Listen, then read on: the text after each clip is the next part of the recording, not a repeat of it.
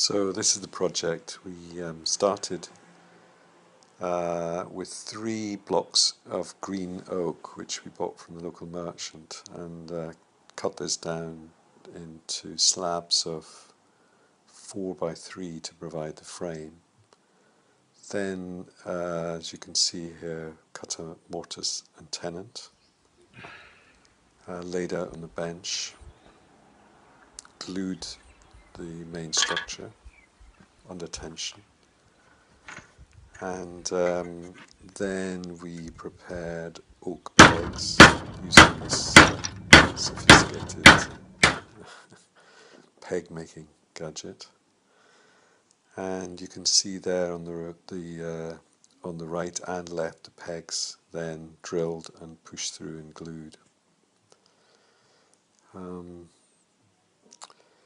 The planks were then cutting down again the remaining timber and screwing that to the frame. You can see there's a little bit packing to level things up.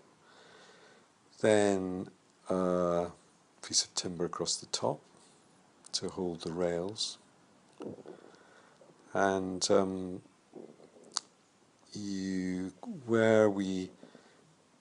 what's important in making the frame and getting this stage is that the gates are square. Now the rails, to cut a pattern, originally a pattern, drew it on paper, and then using a router, it was relatively simple, it's a long job, but cut out these rails. Then using this drill, we thought the best solution was to cut, you can see here, end pegs which would slot into the timber frame. So you can see them lined up there, and then drilling holes in the top and the bottom frame. It was quite difficult to slip them in, but what we did is inserted all the pegs in the bottom frame, and then together slipped them all standing upright like this in, and then pushed them all into the top peg holes and banged them into place. Now the finishing was also done in a router. It's quite crude, but really worked well. These were just the remaining bits of wood from the 3 blocks that we'd cut down. You can see the pattern there, and it was just experiment to see what would work best. These are then countersunk and screwed onto the main frame. You can see there I have a router which makes these pegs from the oak.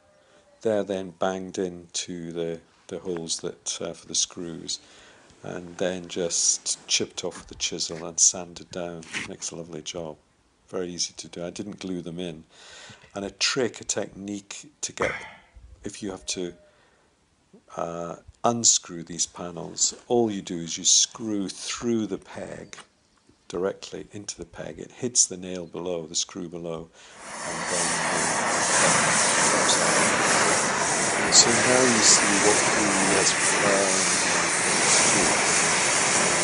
welding is a quite complicated job.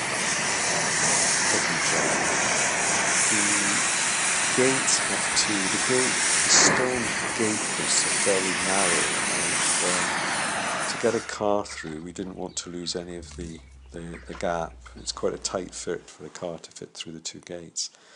So we designed these hinges so that the gate is thrown back away from the opening.